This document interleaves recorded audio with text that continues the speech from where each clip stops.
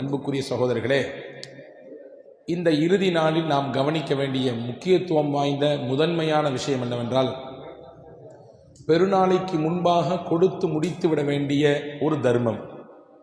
அதுதான் ஜக்காத்துல் ஃபித்ர் என்றும் சதகத்துல் ஃபித்ர் என்றும் நமக்கு மார்க்கம் சொல்லி தந்திருக்கிறது. நபிகள் ஸல்லல்லாஹு அலைஹி வஸல்லம் அன்னவர்கள் அது குறித்து முக்கியத்துவப்படுத்தி சொன்னார்கள். அபூதாவுதிலே ஒரு ஹதீஸ் வந்திருக்கிறது. ஜக்காத்துல் ஃபித்ர், ஈகை திருநாளுக்கு அந்த தொழுகைக்கு முன்னால் கொடுக்கப்படக்கூடிய அந்த தர்மம் இருக்கிறதே, துஹரத்துல் லிஸ்ஸாயிம், நோன்பாளிக்கு நோன்பில் ஏற்பட்ட மொத்த குறையையும் அது நிவர்த்தி செய்யக்கூடிய, சுத்தப்படுத்தக்கூடிய வேலையை அந்த ஜக்காத்துல் ஃபித்ர் செய்யும்.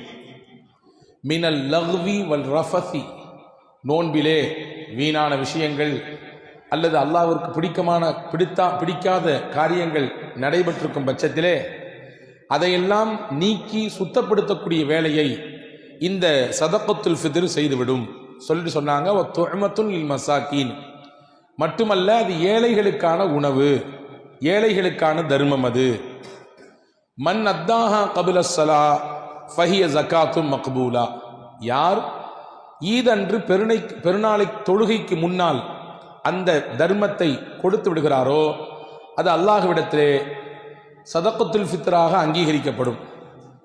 ஒமன் அத்தாஹா பஅதஹா ஃபஹிய சதகத்தும் மின சதகா, தொழுகைக்கு பின்னால் அதை நிறைவேற்றினால் அது எல்லாரும் எல்லா நாட்களிலும் காலங்களிலும் செய்வதை போன்ற ஒரு தர்மமாக கணக்கிடப்படுமே ஒழிய, பெருநாளைக்கு கொடுக்க வேண்டிய நம் நோன்பில் ஏற்பட்ட குறைகளை குற்றங்களை தூய்மைப்படுத்தக்கூடிய அந்த ஒரு பாக்கியமான ஒரு ஃபித்ராக, ஒரு சதகாவாக அது இருக்காது என்று பெருமானார் ஸல்லல்லாஹு அலைஹி வஸல்லம் அவர்கள் சொல்லி தருகிறார்கள். அன்பான சகோதரர்களே, எனவே உங்களை நான் முதலில் கவனப்படுத்திக் கொள்கிறேன்.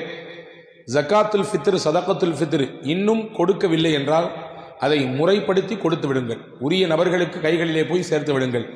ஏழைகளுக்கானது அது. நமக்கு மார்க்கம் உலமாக்களுடைய சிறிய வழிகாட்டுதலிலே எவ்வளவு கொடுக்க வேண்டும் என்று நிர்ணயித்து சொல்லியிருக்கிறார்கள்.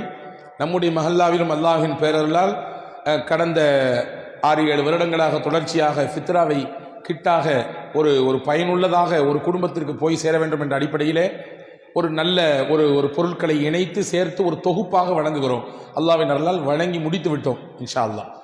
முடிக்காதவர்கள், கொடுக்காதவர்கள் இந்த ஒரு நாளையிலே நீங்கள் கவனப்படுத்திக் கொள்ளுங்கள். அல்லாஹ் தௌஃபீக் செய்வானாக. அன்புக்குரிய சகோதரர்களை, பொதுவாகவே தர்மம் தலை காக்கும் என்பார்கள் இல்லையா? எல்லா காலத்திலும் அது காக்கும்.